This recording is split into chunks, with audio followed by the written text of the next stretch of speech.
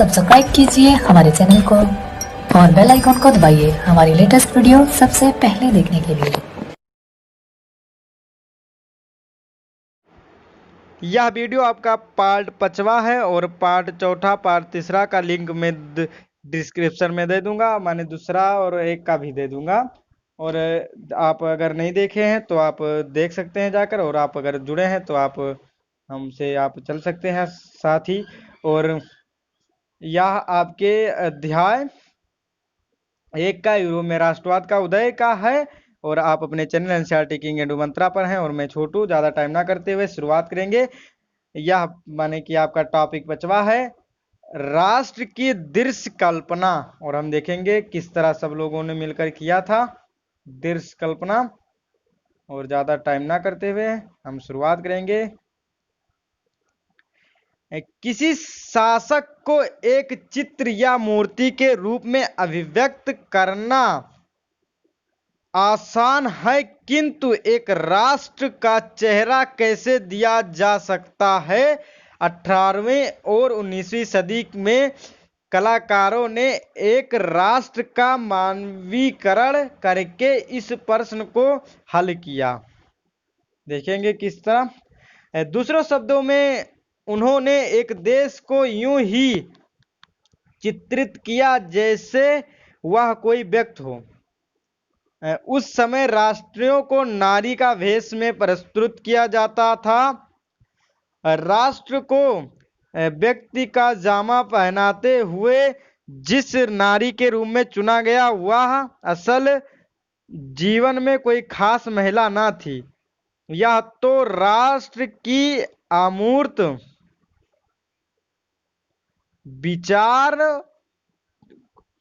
विचार को ठोस रूप प्रदान करने का प्रयास था। यानी नारी की छवि राष्ट्र का रूपक बन गई। आप रूपक का देख सकते हैं, यहीं पर परिभाषा लिखा गया होगा।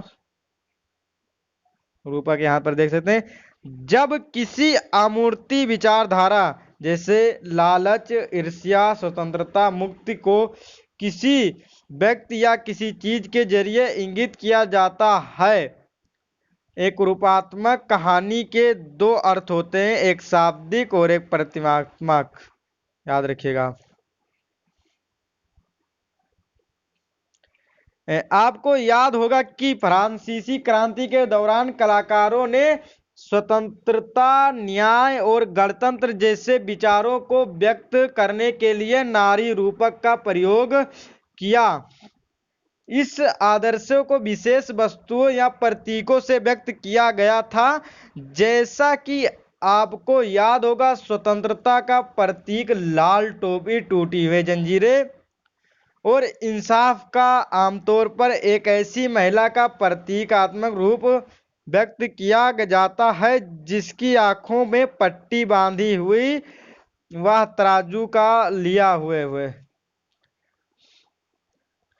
इस प्रकार नारी रूपकों का आविष्कार कलाकारों ने 19वीं सदी में किया। फ्रांस में उसे लोकप्रिय ईसाई नाम मीरान दिया गया। ईसाई नाम मीरान दिया गया था, आप याद रखिएगा। जिसने जन राष्ट्र के विचार को रेखांकित किया। देखेंगे मीरान ने क्या क्या किया था। जन राष्ट्र के विचार को रेखांकित किया था, और उसने चिन्ह भी स्वतंत्रता और गणतंत्र के लाल टोपी, तिरंगा और कलगी। स्वतंत्रता और गणतंत्र के आप देखेंगे लाल टोपी, तिरंगा और कलगी। मीरान की प्रतिमाएं सार्वजनिक चौकों पर लगाई गई। देखेंगे कहाँ कहाँ लगाया गया था, ताकि जनता को एकता के राष्ट्रीय प्रतीक की याद आती रहे। आप याद रखिए क्यों लगाई गई थी, ये भी याद रखिए। लोग उसने तादात्मक स्थापित कर सके, माने उससे तादात्मक स्थापित कर सके। और मीरान की छवि सिक्कों और डाक टिकटों पर आधारित की गई। इसी तरह जर्मन का रूपक बन गई। जर्मेनिया आप देखेंगे जर्मन का रूपक बन गई। छाचूज चाछुष अभिव्यक्तियों ने जर्मेनिया बलूत वृक्ष के पत्तों का मुकुट पहनती है, क्योंकि जर्मन बलूत वीरता का प्रतीक है। याद रखिएगा, जर्मन बलूत क्या है? वीरता का प्रतीक है। और यहां पर आप देखेंगे प्रतीकों का अर्थ देख सकते हैं आप। वैसे तो आप कक्षा 9वीं में पढ़े थे और उसका चित्र भी देखे थे, इसमें चित्र नहीं बताया गया है। आप देखेंगे टूटी हुई बेड़ियां, आजादी मिलना। बाज छाप कवच जर्मन साम्राज्य का प्रतीक शक्ति था, याद रखिएगा आप। और बलूत पत्तियों का मुकुट बहादुरी का। तलवार मुकाबले की तैयारी। तलवार पर लिपटी जैतून डाली शांति की चाह, याद रखिएगा आप। काला लाल और सुनहरा तिरंगा 1848 में उदारवादी राष्ट्रवादियों का झंडा, जिसे जर्मन राज्यों के ड्यूक्स के प्रतिबंधित घोषित कर दिया। और उगते सूर्य की किरणें, एक नए युग सूत्रपात। और यहाँ पर आप देख सकते हैं, इसमें बताया गया है। आप यहाँ पर आप चाहे तो खोज लें कि क्या नाम है किसका। और यहाँ पर आप देख सकते हैं Germania, the fallen of Germania जी के बारे में बताया गया। यहाँ पर देखिए आप जैतून का आप देखेंगे टोपी आपके पास पड़ा हुआ है यहीं पर। यहाँ पर आप देखेंगे जैतून के टोपी। ये आप देखेंगे Germania, the guard of Rhine the पहरा देती है जर्मनिया।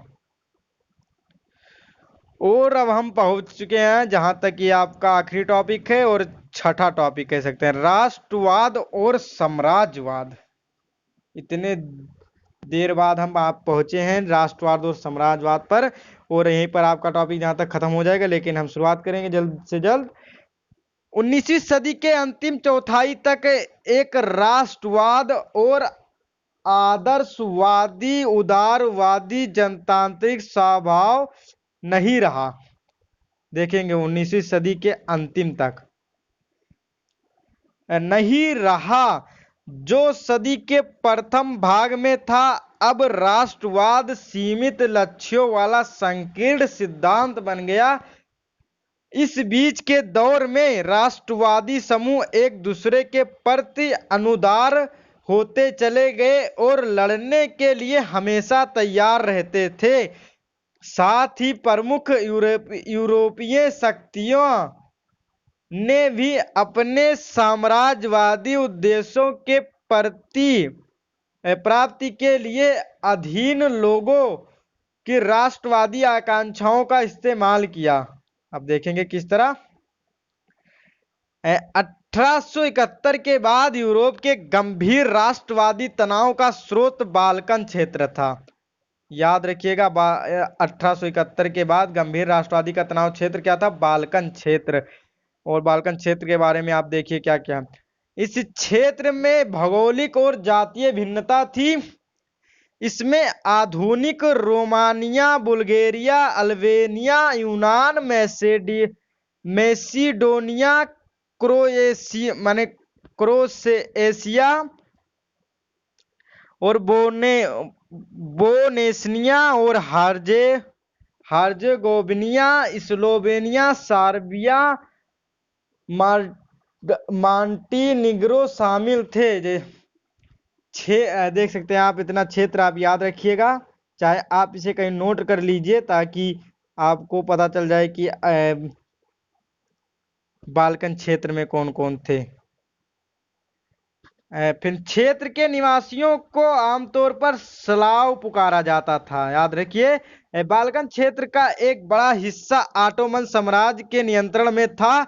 बाल्कन क्षेत्र में रूमानी राष्ट्रवाद के विचारों को फैलाने और ऑटोमन साम्राज्य के विघटन से स्थिति काफी विस्फोटक हो गई।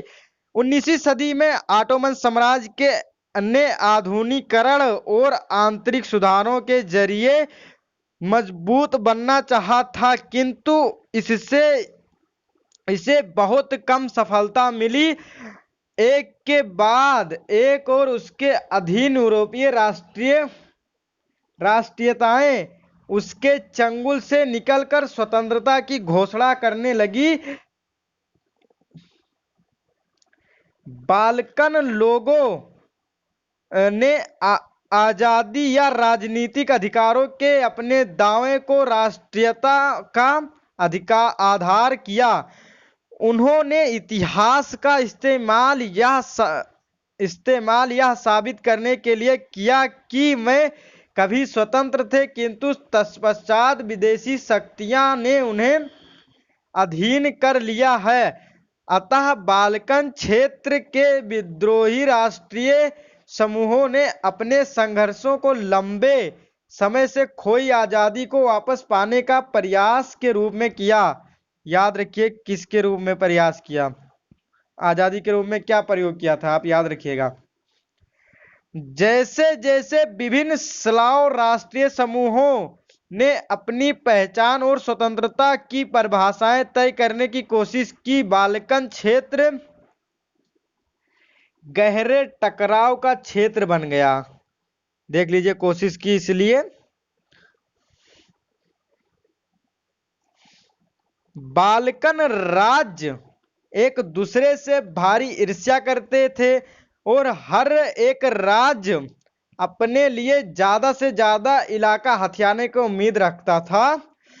परिस्थितियां और अधिक जटिल इसलिए हो गई क्योंकि बाल्कन क्षेत्र में बड़ी शक्तियों के बीच प्रतिस्पर्धा होने लगी।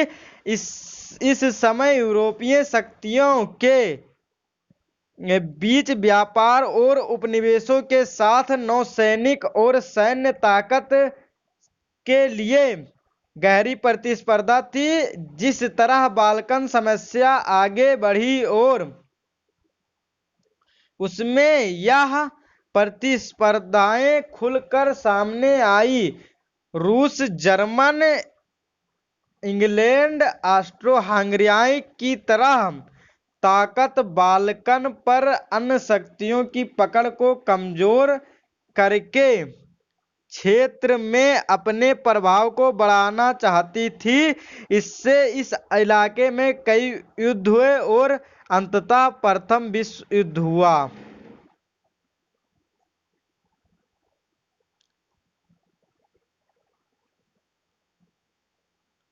साम्राज्यवाद से जुड़कर राष्ट्रवाद 1914 में यूरोप और महाविपदा की ओर ले गया, लेकिन इस बीच विश्व के अनेक देशों में ने जिनका 19वीं सदी में यूरोपीय शक्तियों ने औपनिवेशीकरण किया था, साम्राज्यवादी प्रभुत्व का विरोध करने लगे। हर तरफ जो साम्राज्य विरोधी आंदोलन विकसित हुए, इस अर्थ में राष्ट्रवादी थे, माने साम्राज्य राष्ट्रवादी थे। वह सभी स्वतंत्र राष्ट्र राज्य का निर्माण करने के लिए संघर्ष कर रहे थे।